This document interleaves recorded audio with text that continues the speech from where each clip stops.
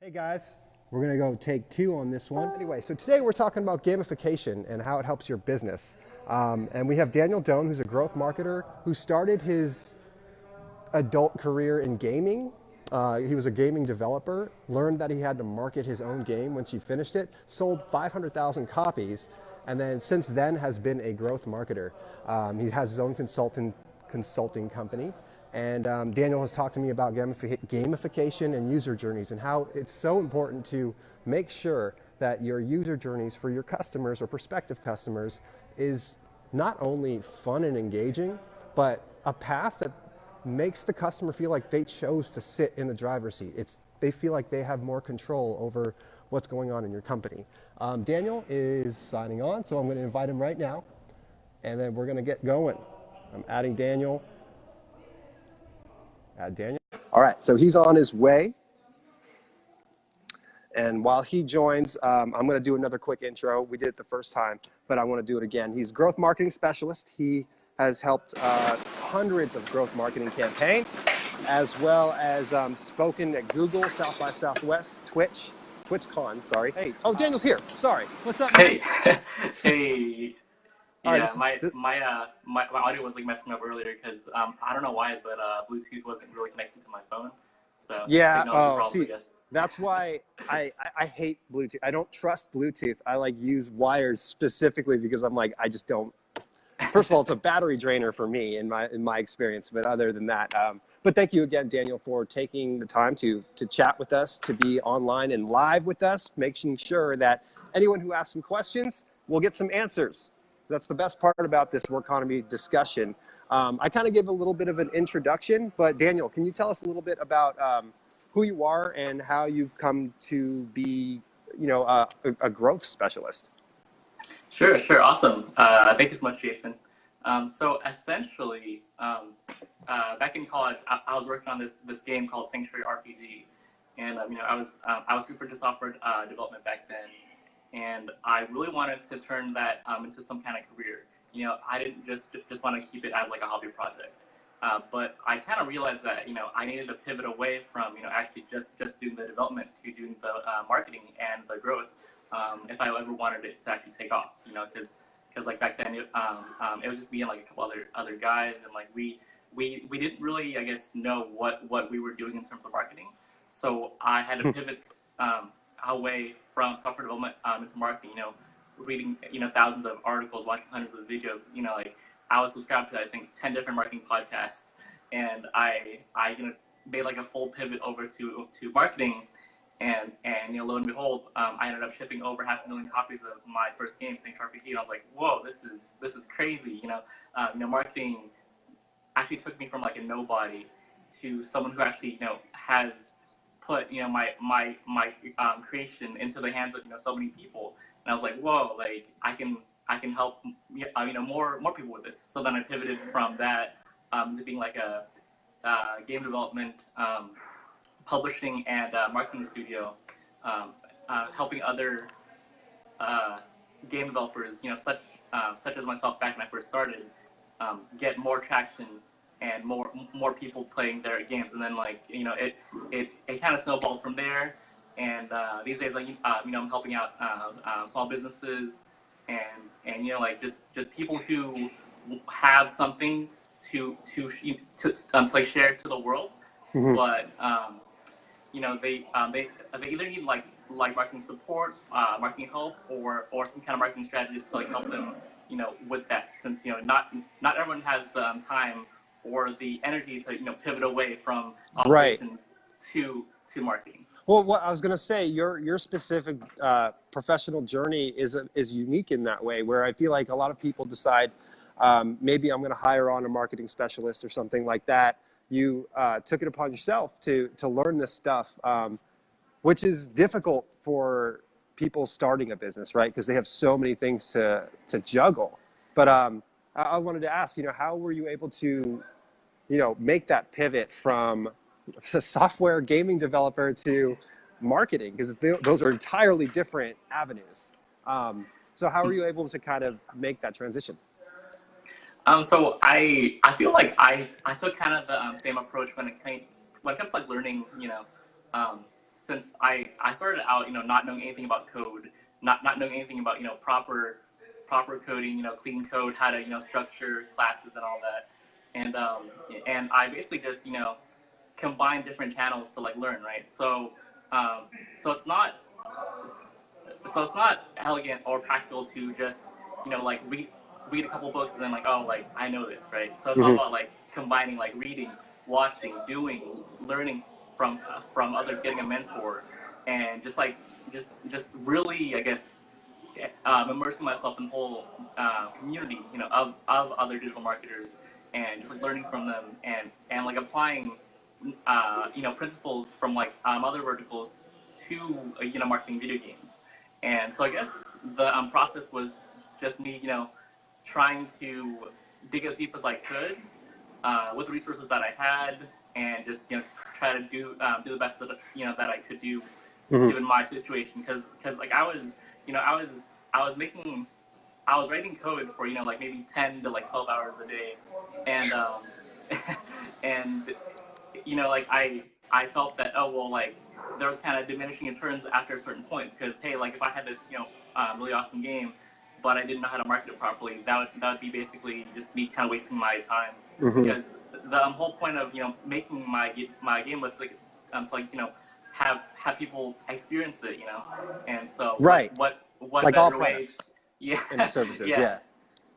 But so that makes sense. I mean, most people don't really think of the marketing aspect. They think, like, because the product and the business or the service is so exciting, that's what's kind of fueling all that energy to code for 12 hours a day. You know what I mean? You're not going to do that unless you're excited about it.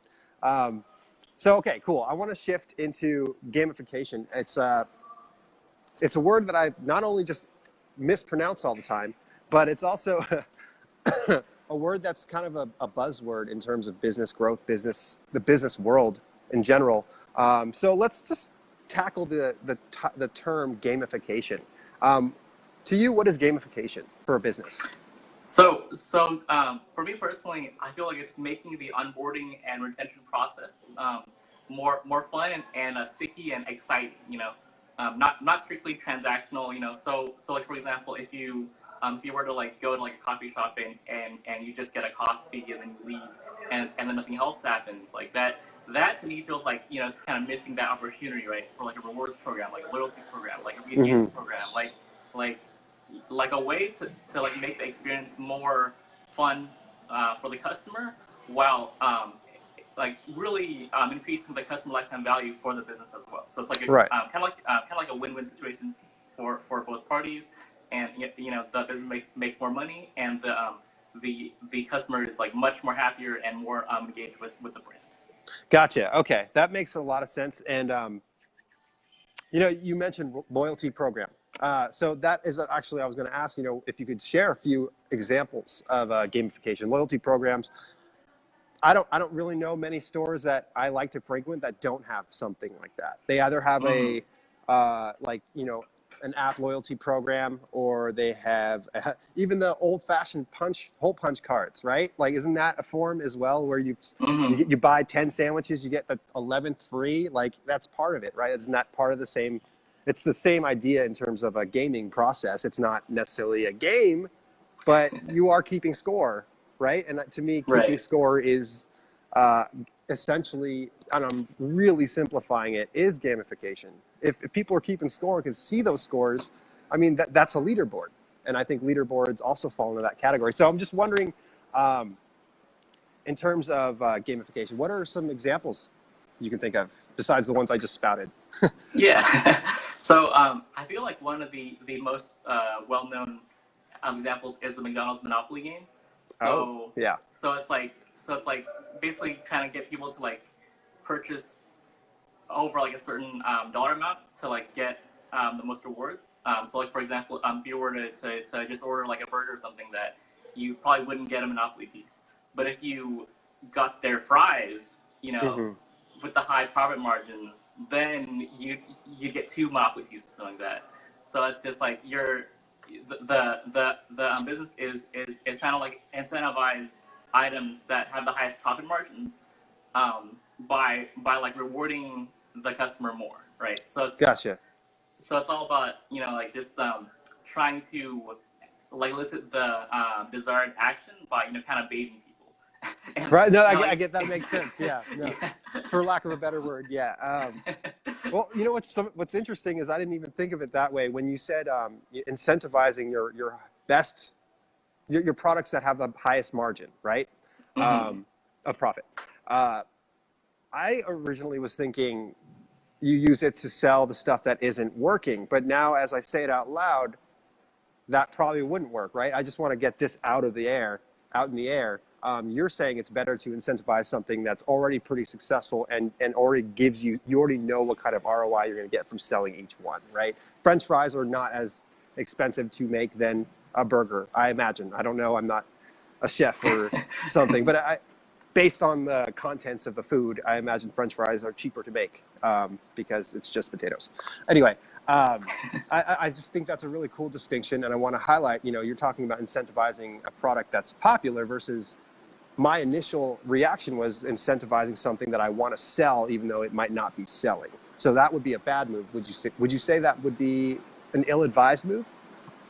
Well, I mean, like it wouldn't necessarily be a bad move. I just feel that the product has to have good product market fit, and the product has to be like of enough quality, right? So, like for example, if McDonald's fries were of horrible quality, I don't think I would buy them. Right. Doesn't matter how many Monopoly pieces that they'll give me. I don't think that it's a good deal.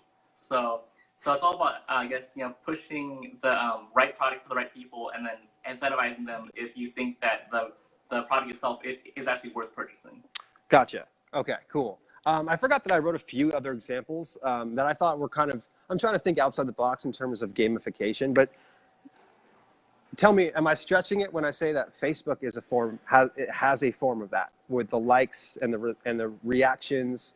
Now they've added polls. They have the interactive trivia videos. I mean, that alone is a game itself, right? So I wanted to highlight that it's beyond just like retailers, it's beyond products, it's services too, right? And Facebook's one. I know Quora is another. That's a leaderboard forum.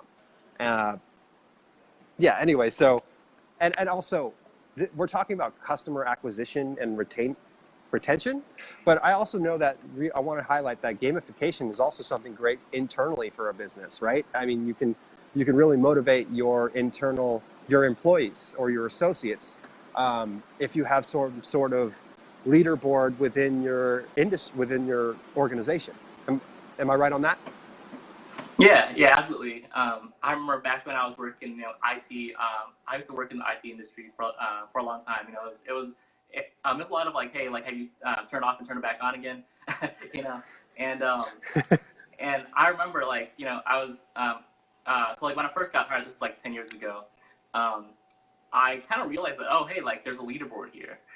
So I don't know, subconsciously, I was just doing work, right? But since there was like a visible leaderboard there, I was super incentivized to like, hey, like, can I be like number one, like every week for 10 weeks or something like that. And so like that honestly just kept me going, and like pretty soon everyone else was like doing like 10 tickets a week, and I was doing like 40, and I was like, dude, like I am the top dog here. and so I feel like gamification really helps incentivize people to take actions that maybe they like normally wouldn't, outside of having points, badges, and like leaderboards and some kind of like visually overt system of, I guess, like showing off and like measuring performance, and just like having that feeling that, hey, like I'm ranked number one, I'm ranked number two, stuff like that. Right. And I love that idea because I think an innate characteristic most human beings have is some form of competitiveness. And I mean, obviously that's why I play Call of Duty too long, because I want to be at the top of that leaderboard, right? It's probably not going to happen, but I'm going to keep trying. But I do want to say, the whole ranking 1, 2, and 3, there's got to be some sort of middle line, because I feel like if you have someone who values themselves based on their rank, you might have kind of a toxic workplace as well, saying like, I'm number one, I'm always number one, so do what I say, that kind of thing. So I want to make note that there probably are other countermeasures to prevent that, hopefully, right? Do you have any ideas in that? Yeah, so, honestly, I feel like it's all about company culture. Like, if your company culture is kind of toxic and, kind of like rewards, like stepping on people's toes to like get number one, then, like I can see how that could backfire. But if the company culture is like, hey, like it doesn't matter if you're number one, just as long as you're not, like pushing other people down, like this is more for like bragging rights, then I feel like it's more, more about like camaraderie and just more of personal satisfaction rather than like, hey, like I'm so like instead of like, hey, I'm better than you, it's like, hey, like I'm doing like a super badass job, you should get on my level. And I don't know, like, so it's or like let so me it's help not, you like, get personal. to where I'm at. Yeah, It's more like teamwork. Yeah, right, a company should work as a team. Right. So you're right. So at the base of it, it really is just it's the culture of the company that kind of sets the foundation for how their associates are going to respond to an incentive program. Okay, cool. So we're going to kind of tie this gamification. We're going to tie it into some storytelling, and then we're going to end it on user journeys, because at the end of the day, the user journey is the storytelling. It's the gamification. It's the entire process. Sorry, got an email on my phone for some reason. Anyway, so we're going to talk about storytelling. Now, the medium of storytelling is getting bigger and bigger every day, and there are more ways to reach people now than there have ever been, and I guarantee you next week there will be even more. So, what can you tell us about finding your right audience? We're not even talking about platform. I'm just talking about demo, and then we'll talk about platforms. But in terms of finding the right audience and knowing that you have the right audience to tell your story, how do you go about doing that? So I feel like storytelling is like you're sharing with your target audience like your personal journey, and you're also creating like a narrative that allows your customer to like feel like they're also on that journey with you, and that what you're offering can get them to their desired result, right? So I feel like you should tell stories that you think that your target audience might relate to, and like experiment with the engagement, right? So like for example, if you were trying to sell to let's say business owners who have an e-commerce business, you would kind of ask questions that that kind of business owner could relate to, tell stories that business owner could relate to, and kind of like get into their mindset and start engaging in like public forums such as Reddit, such as social media, such as Facebook groups, LinkedIn groups, right? And so basically you're hypothesizing, hey, like I want to reach business owners in this niche, and here's where I think that they're going to hang out.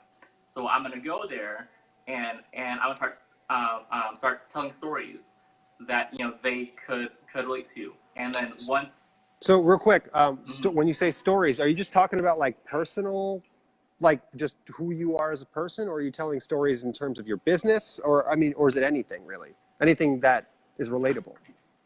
So like it depends on, I guess. Well, so this also has to like do with the user journey mapping, but essentially you want to tell stories that are a right fit for your target audience, wherever they are, on the user persona, I guess, spectrum, whether they're like problem aware or like solution aware or brand aware, right? So like for example, you wouldn't go randomly to like a forum and start pitching your offer to like a cold audience and just like cross your fingers, like hoping that they know, like, and trust you.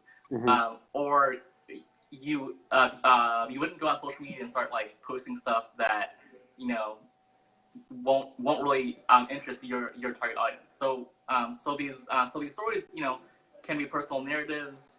It can be like a narrative on how you can help other people, a narrative of like your personal struggles. So like just something that they can relate to and they can engage with. right? So then once you get like maybe like 10, 20 engagements, you can actually like kind of stalk them. You can go on their Facebook profile, you can go on the LinkedIn profile, and then figure out like exactly what what kind of demographics, what kind of psychographics you're dealing with, right? Right. So yeah, so it's all about getting that engagement first with like a hypothesis, and then verifying your hypothesis by getting engagement, and then kind of stalking them on social media and being like, okay, well, like, is this person the type of person that I want to storytell to? Mm-hmm. Very cool. So that's really interesting. And also, you took it even further. I was going to say, all these platforms have some form of analytics to track. Like, you know what I mean? Every YouTube has analytics, Facebook has analytics. I'm pretty sure Twitter has analytics. But basically, you can get analytics for anything if you want.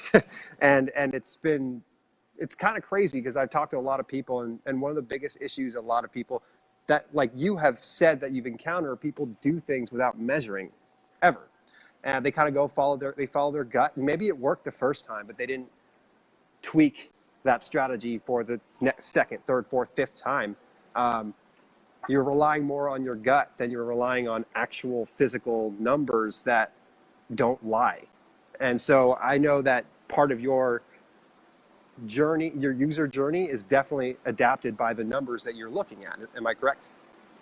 Yeah. So it's all about starting with like a hypothesis, right, and starting with like some kind of data, but then further refining that data, verifying the hypothesis, trying to figure out if you're heading in the right direction, and if you're not, then pivot.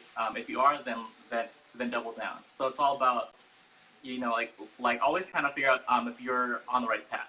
Constantly. Right. Cool. And just to jump into talking about that engagement and some of the platforms and communities, we kind of briefly spoke about this, but I want to bring it up because it's important.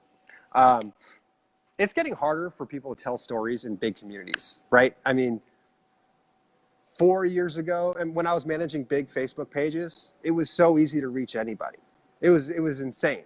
But 4 years later, using those same pages, you reach a fraction of that amount of people that you used to reach. So with that in mind, and maybe some of our small business owners don't have tons of funding for marketing and ads and stuff like that, what's a suggestion to kind of build that target demographic for your business? You know what I mean?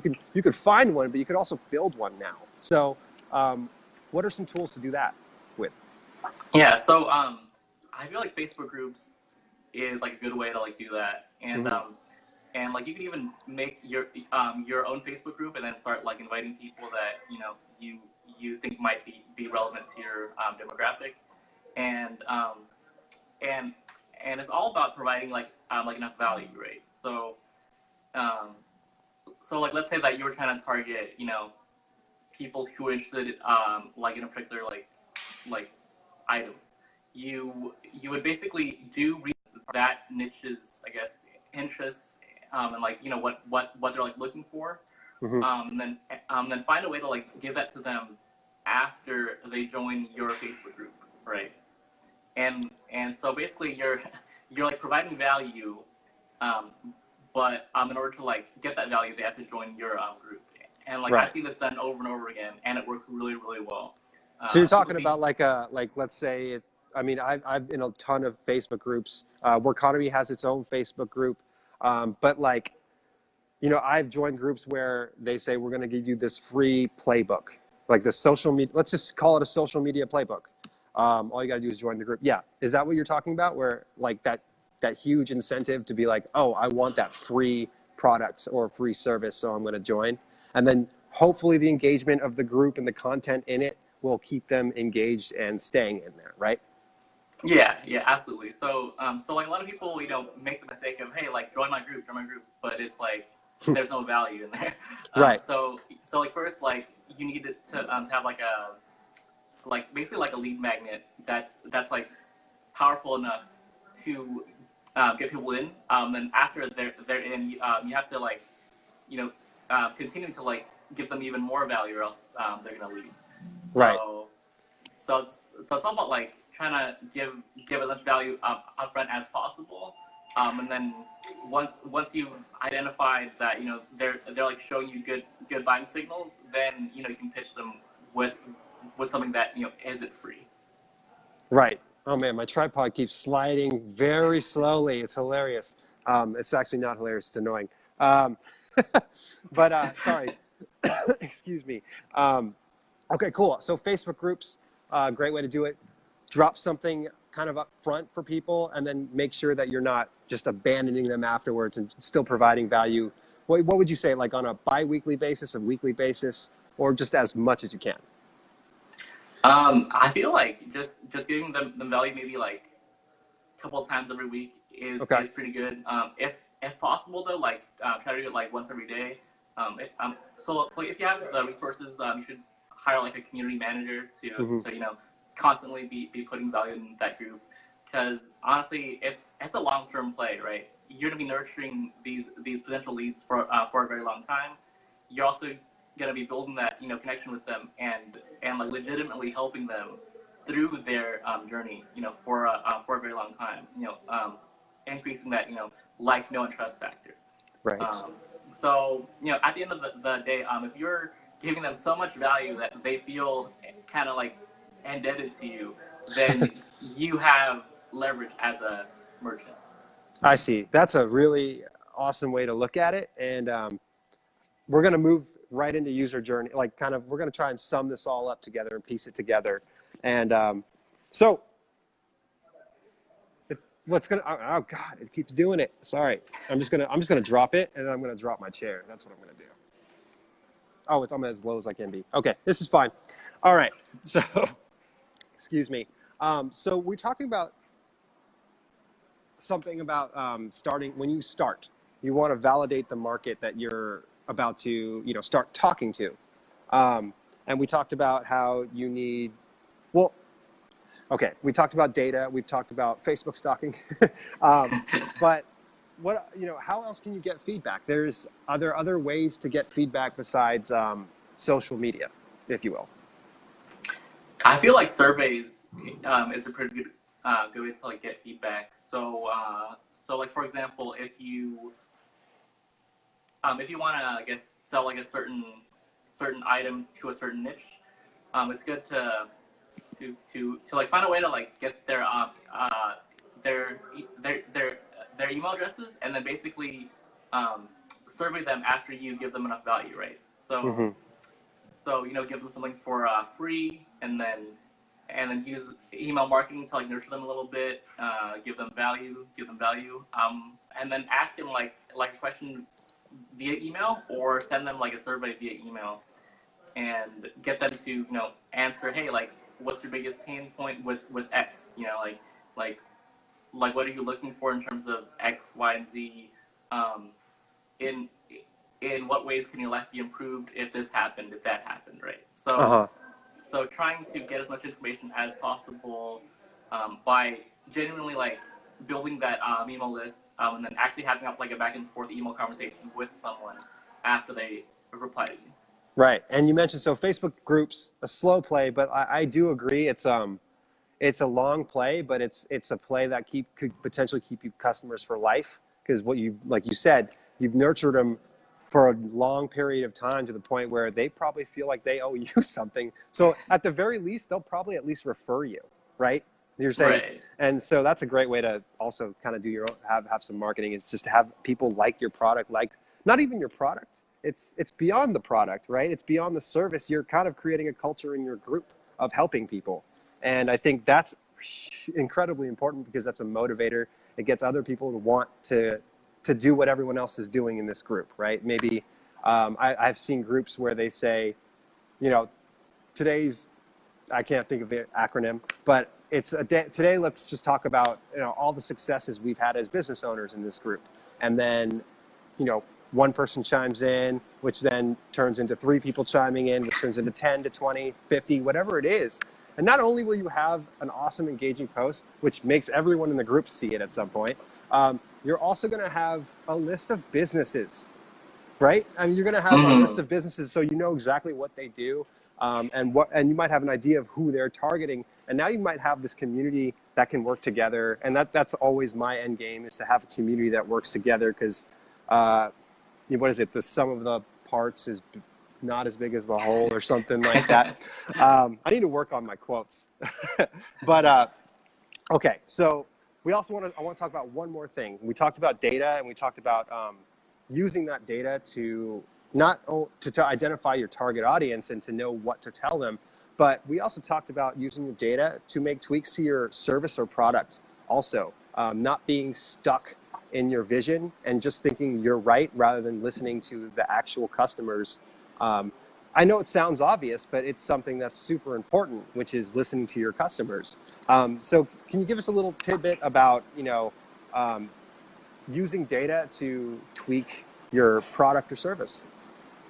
Yeah, so I mean, it's super important to kind of let go of your baby per se, since you're like, so like while you're building it and iterating on it initially, you're not gonna get as much feedback from actual customers, right? But once it's like in the wild, then the product is kind of no longer yours. It's it'll be shaped by the voice of your customers.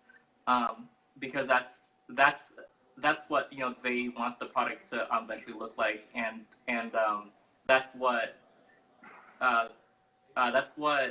they will come back for, or refer other people to, right? Yeah. So it's not about what you want; it's about what they want. For example, back when I was working on my first Game Sanctuary RPG, after releasing it, I kind of realized that, hey, like there's so many options and like features that I didn't think about that the community generally wanted, and like I would have like conversations with them via email, via Discord, and I would talk to them, and like they would tell me, hey, like we need X, we need Y, we need Z, or else like this part's not very fun, or like after 2 hours the second boss isn't very fun, blah blah, right? So I was basically tweaking the product based on actual feedback, and then telling my audience, hey, like I made these changes to the software product. What do you guys think? So just like a continual cycle of that for like 2 years, right? And and so like I feel like if that didn't happen, I don't think that the game would have sold anywhere close to 500,000 copies, because like the original vision that I had for the game was totally different than what me and the community kind of like collaborated on. Oh, I like that. That's a great way to look at it, is you should be collaborating with the community in terms of the products you're putting out, because they are absolutely your testers, and they're the people that you're trying to sell to. So of course you want to listen to. I like that. You should definitely collaborate with your customers. That's a cool way to look at it. Okay, so we are almost out of time. I want to see if anybody wants to ask any questions. So I'm gonna let it roll while we're waiting for a potential question. While we're waiting for a business question, I'm gonna ask you a nerd question, because I like games, and I want to ask what your favorite video game is. My favorite video game. That's pretty hard. Sorry. Okay, how about this? Favorite RPG and favorite FPS. Narrowing it down. my favorite RPG of all time is Diablo. Diablo 1, 2, maybe 3. And then my favorite FPS would definitely have to be Counter-Strike. Counter-Strike. Oh wow, that's OG. Okay. All right, respect. Call of Duty is the FPS.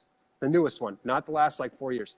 And and RPG, I would say the Witcher series is a really good one in my opinion. Yeah, it's beautiful. Anyway, so it looks like we didn't get any questions. So I want to kind of sign off. I want to say thank you, Daniel, for taking the time to have this conversation with me twice. And how can people reach you if they want to explore gamification, or just look at their user journey for their customers? Sure. So you can find me on Twitter at Doan Daniel. You can go to my website at danieldoan.net, or you can send me an email personally, daniel@danieldoan.net. And thank you so much for having me. Yeah, awesome. No problem. So I'm going to be putting this video in our Workonomy Facebook group, therefore, adding more consistent value. I'm going to add Daniel in there because if anyone does have a question in the next, following days, well, we got someone saying that you're the man, so that's awesome. Actually, he's got a question, so we're going to take this question. When it comes to incentives, has there been any studies around consumers interested in certain rewards, whether it's straight monetary rewards or free products or a service that they're already using? So, are there specific rewards for specific types of strategies? I actually haven't really looked into that. It's a good question. Feel like, yeah, that's a really good question. But I feel like in terms of like rewards, I feel like the more targeted the reward, the better. Especially when it comes to like lead magnets. A very common mistake is like someone will like try to get new inbound leads by like, hey, like win like this like free iPad or like win $200 in like Amazon credit, right? And the reality is that like it's not targeted enough. You're gonna get like a lot of leads that you really don't want. Mm-hmm.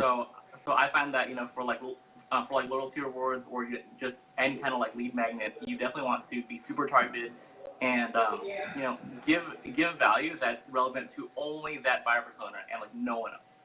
Gotcha. Okay, that makes sense. And with all the data you have, once they become loyalty members, you should be able to find that common thread, right? With that group of people, mm-hmm. is what they're in general what they're looking for. So it kind of it's a two-way street that helps both ways. It's really cool. Like basically, you have a loyalty program which helps you learn more about your customers, especially your specific customers, and then you can target them again and again, and then you can bring in more people based on what you learned from your loyalty customers because you're just trying to bring in more people similar to that demo. Really, that's awesome. It's a great cycle that you can keep doing. Right. And honestly, that's something that business owners are looking for is routine, not routine, but patterns. And I think that's a huge. I love that question because I think that makes it so much more authentic. You can, if you're more authentic with your rewards, if you're more authentic in general, it makes sense. But if you're giving a reward, they're like, oh my gosh, I literally am shopping for that. That'll make them excited. We kind of did it. We did a giveaway in our last Facebook Live with Emily Lay. She does organizers and planners, and we were giving one away. And I just know that there were a lot of people who wanted that because we were talking specifically about building a business from the ground up. We were talking about her journey as a businesswoman, and it attracted other business women who also use organizers. So it just makes more sense to have that target. I'm rambling now, so we're going to stop. But yes, I was talking before about Workonomy group. We're going to be posting this video in the Workonomy group. You can ask your questions. I will tag Daniel if he wants to answer some of these questions. In the coming days, I'll tag him and be like, hey, we got this question too. So you won't just be stuck with the live answers. You can also post your questions and we'll get back to you. We definitely will. We care about our communities here. Thank you, Daniel, again, for letting me ramble and for answering these awesome questions and teaching us more about gamification. Thank you, viewers who are listening or watching, and I will see you guys soon. I'm actually going to be teaching y'all how to elf yourself very soon. Daniel, this is a great form of gamification, by the way. So keep an eye out at Office Depot's Facebook, and you'll just. I can't wait for you to comment saying this is gamification. Like that, it's a great form of it. So have a great day, guys, and thank you so much. Awesome. Cheers. All right. Cheers, Daniel. Take it easy.